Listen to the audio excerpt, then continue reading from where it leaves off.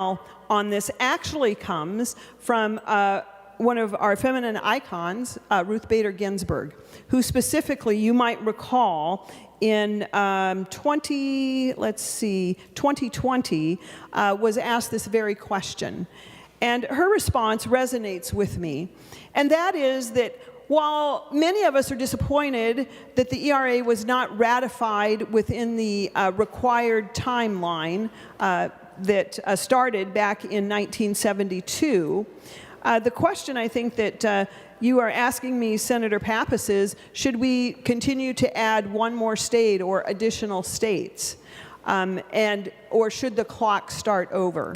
And I do take my counsel from RBG, who specifically said that we need to start over. We need a clean start, because what's happened in the last few decades is that some states have ratified after the deadline to ratify. Some states have withdrawn their ratification.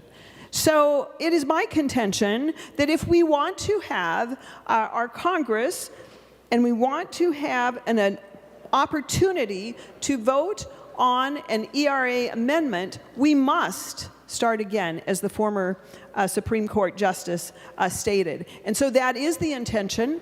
We must be crystal clear with Congress.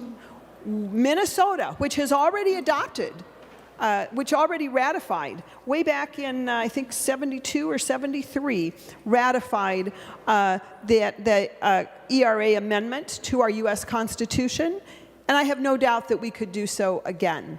But this is such an important issue. We cannot let this flounder in the uncertainty about, well, what about the states that ratified after the deadline? Do those count? Or what about the states that removed their ratification? Do we have to subtract those? So, Senator Pappas, I am committed to this, and I believe that we must allow, just as Ruth Bader Ginsburg did, the clock needs to start over, and we must pass this resolution to Congress asking that they start the process now. Senator